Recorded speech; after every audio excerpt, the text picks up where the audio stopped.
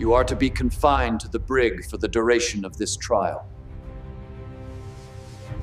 The gavel struck the bench, and the courtroom froze.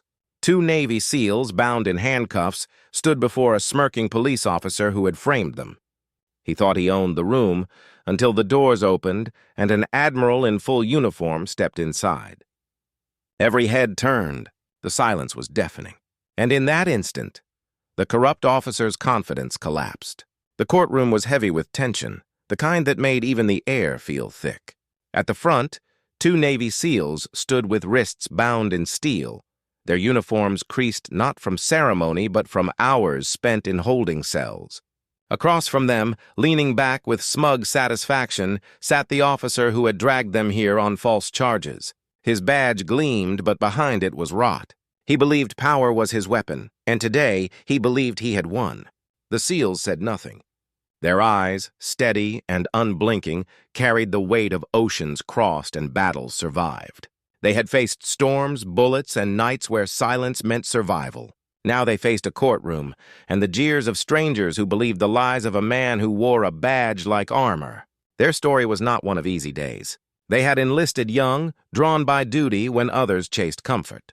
They knew the sting of salt water against broken skin, the sound of helicopters vanishing into hostile skies, and the empty silence of comrades who never made it home. One bore scars across his ribs, each mark a reminder of a mission that saved civilians in a desert village. The other still carried shrapnel in his shoulder, a piece of metal he wore as silently as a medal. They were not men who demanded recognition. They had returned from battlefields expecting only quiet, only the chance to breathe without fear. Yet here they stood, accused of crimes they did not commit, their honor smeared by a man who confused authority with truth. The courtroom watched in silence as the corrupt officer adjusted his tie, smirk curling as he spoke of laws broken and orders disobeyed. The words twisted, but his voice carried confidence, because he believed no one would question him. Judges listened, the crowd murmured, and the SEALs remained statues of calm. "Sometimes," one of them finally said, his voice low but clear, "silence is not weakness. It's discipline." The officer laughed, a sound sharp and hollow. But before his echo faded, the doors at the back of the courtroom opened. Boots stepped onto the marble floor. The air shifted. An admiral in full-dress uniform entered, medals catching the dim light. The room fell quiet, every eye turning.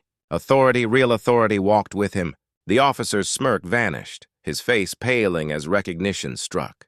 The admiral did not need to shout. His presence was thunder enough. He moved past the crowd, his gaze sharp as steel. Without a word, he handed the judge a folder, documents, reports, testimony, proof. The truth unfolded in black and white, exposing the officer's lies. The courtroom erupted in whispers, but the admiral raised a hand and silence returned. He looked to the SEALs, then to the man who had tried to break them. His voice, calm and steady, carried across the room. "Men who bleed for this country do not stand trial because of your lies. They stand because of their honor, and that is something you will never understand." The officer stammered, sweat beading on his forehead. For the first time, his badge felt heavy. The gavel came down, and judgment was swift. The charges against the SEALs were dismissed. The corrupt officer was escorted out, no longer smirking, his authority stripped away. The SEALs stood free, their silence victorious. They did not celebrate, for dignity needs no parade. One turned to the admiral and simply said, "Sir, we only did what we were trained to do. Stand firm." And in that moment, the room understood. Strength was not loud. Honor was not boastful. True power lived in the quiet resilience of men who carried the weight of sacrifice. As they walked out of the courtroom together, the crowd rose to its feet, not in noise, but in respect. Because sometimes the loudest sound in the world is silence backed by truth. Stories like this remind us that respect is not given by titles or badges. It is earned through sacrifice, through honor, and through truth. Silent strength often speaks the loudest. What do you think about this story? Share your thoughts in the comments and tell us where in the world you're watching from. For more stories of courage, justice, and unseen battles, make sure to subscribe and join us again.